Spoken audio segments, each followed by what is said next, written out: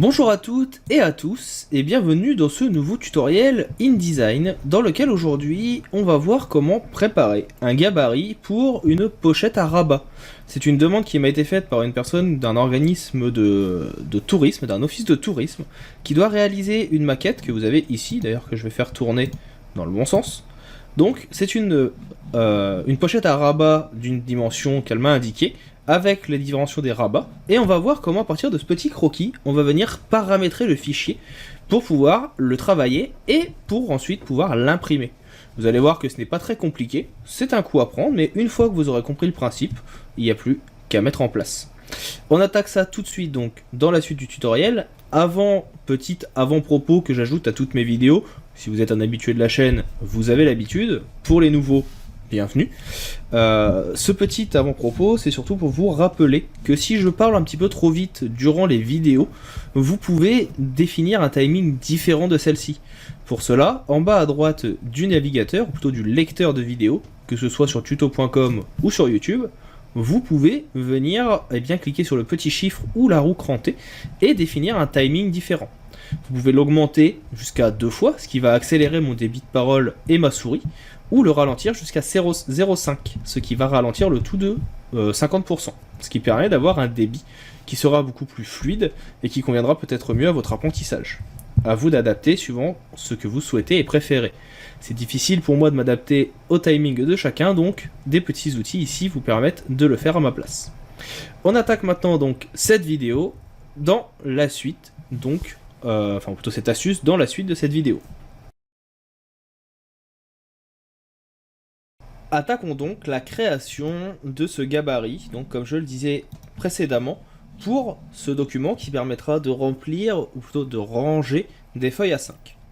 Vous allez voir qu'en fait c'est assez logique, mais qu'on ne pense pas forcément que ça peut fonctionner comme ça. L'idée, en général, quand on fait un document sur InDesign, c'est de vouloir faire les pages les unes après les autres, pour ensuite les coller. Donc là par exemple, la logique voudrait, et la plupart des gens commencent comme ça, que je fasse 2 à 5 côte à côte, et que ensuite, pour les rabats, on se débrouille. Et bien en fait, l'idée, non, ça ne va pas être de travailler comme ça.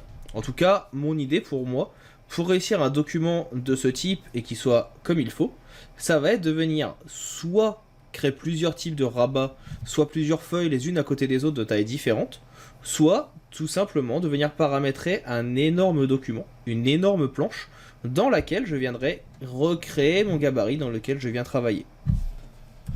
L'idée va donc être de venir créer un nouveau document qui soit plus grand que notre format ici présent, donc plus grand que 350 cm, enfin mm, donc 35 cm, et plus haut que 260. Donc là, je vais tout simplement créer un nouveau document, ici. Donc, voilà. On va regarder dans Impression si on n'a pas déjà quelque chose qui convient. De mémoire, j'ai souvenir que pas forcément. À la limite, on peut prendre celui-ci, qui est donc le format A3, parce que vous voyez qu'il va être plus grand, et que là aussi. Donc on va prendre le A3. On va pas avoir de page en vis-à-vis, on va avoir qu'une seule page. Et ici, je vais mettre des marges à 0. Je vais pas mettre de marge. Je clique sur Créer, et j'ai mon document, du coup, qui va apparaître.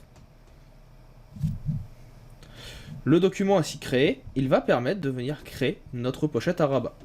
Alors là, je vais venir fermer parce que j'ai fait une petite boulette. Alors soit je viens le fermer, soit d'ailleurs je peux venir modifier la page ici. Vous avez ici la possibilité de passer en paysage ou en portrait précédent. Donc je préfère pour pouvoir vers l'intégralité de mon rabat et de mon gabarit. Histoire de ne pas avoir à faire des allers-retours toutes les 2 secondes entre ce fichier-là et ce fichier-là, je vais juste venir l'intégrer directement dans le logiciel. Comme ça, je l'ai ici. Je viens réduire en appuyant sur CTRL et SHIFT pour réduire la taille. Voilà, et je vais l'avoir ici dans un coin. Maintenant, on va venir en fait tout simplement réaliser chacune des parties côte à côte pour créer un gabarit uniforme. Donc là, je vais prendre par exemple le carré. Je vais cliquer au centre et on va me demander la largeur et la hauteur. On a vu que la personne qui m'a envoyé le document a déjà calculé sa taille. On a donc une largeur de 155 mm. Pour une hauteur de 215, si ma mémoire est bonne. C'est ça. Je clique sur OK. Et j'ai donc un carré, ou un rectangle qui apparaît, qui va correspondre tout simplement, si j'appuie sur W, à mon gabarit. Comme je sais que c'est 2 fois 2 pages côte à côte, je vais venir également donc placer un deuxième à côté. J'ai appuyé sur Alt pour dupliquer, de façon à avoir vraiment côte à côte mes deux éléments. Donc maintenant je sais que ces deux éléments là, ça va être mon arrière et la couverture, que l'on va venir replier tout simplement. Ce qui va être à prendre en compte maintenant, ça va être les rabats. Donc pour les rabats, on sait qu'on doit avoir une forme qui fait 45 sur la taille de notre élément. Si on veut un rabat plié, on va voir après. Mais déjà on va faire un rabat classique. Donc pareil, je vais venir faire un rectangle. On va avoir une largeur qui va être ici de 155 toujours. Et en termes de hauteur, on va avoir 45. Et ici, notre rectangle est ainsi créé. On vient le placer au niveau de l'endroit où on souhaite le rabat. Et on va avoir ensuite un autre élément qui va cette fois faire 40. Donc ici, je viens cliquer. On ne va plus être sur 155, mais on va être sur 215. Pour une hauteur de 40. Alors d'ailleurs, j'ai fait une faute. C'est 215 pour une largeur de 40. Ça sera mieux. Et donc là, je clique, et j'ai donc mon second rabat, qui est maintenant créé ici. Je peux le déplacer, je viens le mettre au bon endroit. Là, je n'ai plus besoin de mon petit croquis. Je peux appuyer sur W, de façon à voir, comme vous le voyez ici, eh bien, les éléments du gabarit. Les éléments du gabarit qui sont à placer les uns par rapport aux autres. Donc là, on voit par exemple que je n'ai pas placé exactement où il faut mon élément. Donc on va venir le déplacer. Une fois d'un côté, une fois de l'autre, histoire que nos traits se superposent bien comme il faut. S'ils sont un peu plus épais, c'est qu'ils ne sont pas superposés. Ils sont vraiment côte à côte. Donc ça se voit à l'œil. Je pense que vous pouvez y arriver tout seul. Et je remonte. Et donc là, si je dézoome, on a maintenant notre gabarit qui est créé. On peut bien sûr l'enregistrer avec un CTRL S. C'est plutôt même recommandé. Et ce qui va être intéressant, ça va être de venir travailler les rabats, donc ici, pour qu'ils se rabattent bien, et que ça ne soit pas un format carré.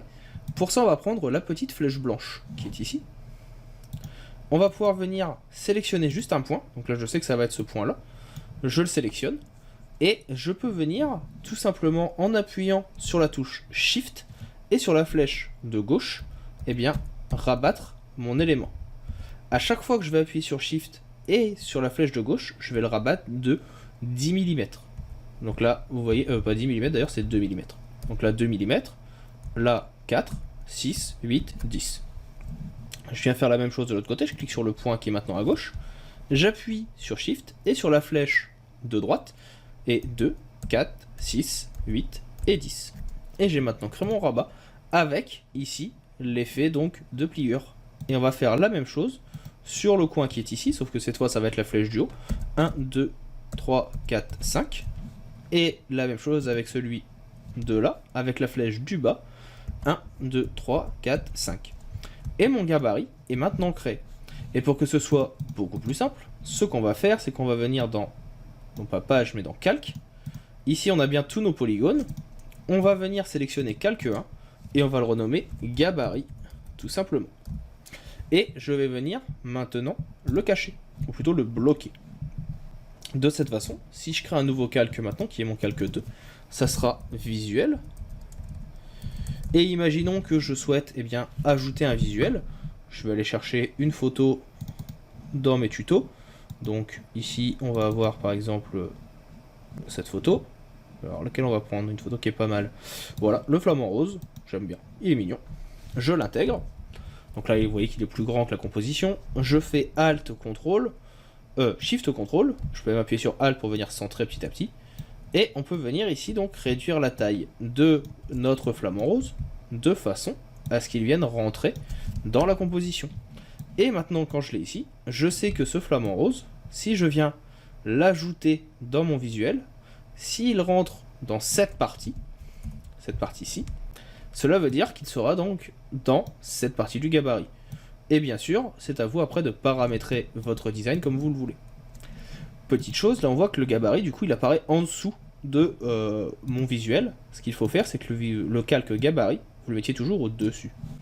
Ça permet que visuellement, vous ayez toujours le contour qui apparaît. Et pour qu'il soit plus visible, vous pouvez à tout moment venir sélectionner l'intégralité des calques présents Donc là, vous avez contour, et on peut venir augmenter l'épaisseur du contour, par exemple à 2, pour que ce soit plus visible. Et vous savez que vos visuels doivent être compris dans chacune de ces sections. Donc voilà pour la petite histoire de la pochette à rabat. Dernière petite chose, là je n'ai fait que la pochette à rabat extérieure. Tout simplement parce que, imaginons, là vous avez la page d'accueil, enfin la page de garde, le dos, et ici les rabats, vers l'intérieur. Il vous faudra donc bien sûr penser à créer une deuxième page. Donc pour ça, on va dans page, je crée une deuxième page. Encore une fois, donc là je vais la mettre dans le bon sens, dans propriété, je peux tourner. Et dans la pochette à rabat cette fois, donc là on prend le tout, j'enlève ici mon petit, mon flamant rose, je viens la placer en bas, cette pochette à rabat, et normalement, sur ce deuxième document, ça sera le verso. Donc ça sera l'intérieur, à quoi ressemble quand je viens imprimer l'intérieur, l'extérieur, enfin l'intérieur et les copies intérieures également. Donc ça peut être important de le prendre en compte. Pensez bien à contacter votre imprimeur et lui demander si le gabarit lui convient. Normalement, il n'y a pas de raison qu'il ne lui convienne pas, hein, c'est comme ça que ça fonctionne. Si jamais vous avez des questions, je reste bien sûr à votre disposition, n'hésitez pas. On en a en tout cas maintenant terminé avec la mise en place des gabarits dans InDesign, en tout cas la création de gabarits. Donc comme vous l'avez vu, hein, ce n'est pas non plus quelque chose qui est ultra compliqué. Ça permet très rapidement de venir réaliser ce dont on a besoin. Profitez-en. Et puis, moi il ne me reste plus qu'à vous dire à bientôt pour d'autres astuces. À vous inviter, si vous avez aimé la vidéo et qui vous a permis d'apprendre de nouvelles choses, à mettre un petit pouce bleu, à partager la vidéo, à en parler autour de vous, et puis à vous dire à bientôt pour d'autres astuces sur InDesign. Hop hop, ne partez pas si vite. Vous avez aimé la vidéo, l'astuce que vous avez vue vous a plu et vous a permis de vous améliorer dans le logiciel que vous suivez, Photoshop, Illustrator, InDesign, Affinity Photo, ou que sais-je encore. Vous souhaitez aller un petit peu plus loin dans la découverte de ces outils et comprendre au mieux leur fonctionnement, voire même vous personnaliser dans certains domaines, l'auto-entreprise, comment développer votre auto-entreprise par exemple avec Photoshop, comment vous améliorer si vous êtes développeur, comment l'utiliser la suite Adobe si vous êtes illustrateur, ou que sais-je encore. Sachez que je vous propose également des vidéos sur tuto.com que vous pouvez retrouver avec le lien présent dans la description. Vous y retrouverez l'intégralité des vidéos gratuites du site, de la chaîne YouTube, mais également l'intégralité de mon catalogue de formations payantes. Il arrive régulièrement que je propose sur la chaîne YouTube, mais aussi sur les réseaux sociaux, des codes promo pour les avoir à moins cher, donc n'hésitez pas à les suivre pour pouvoir rester à l'affût des dernières nouvelles. Je vous invite également, bien sûr, à laisser un commentaire, un petit like, à partager la vidéo autour de vous, afin que la chaîne puisse grandir. N'hésitez pas à me dire ce que vous en avez pensé, c'est toujours avec plaisir que je lis les commentaires et que je réponds, même en cas de besoin. Je vous dis maintenant à bientôt pour d'autres tutoriels, pour d'autres ressources, pour d'autres outils liés au monde du graphisme ou du marketing. Je vous souhaite une bonne continuation et je vous dis à bientôt.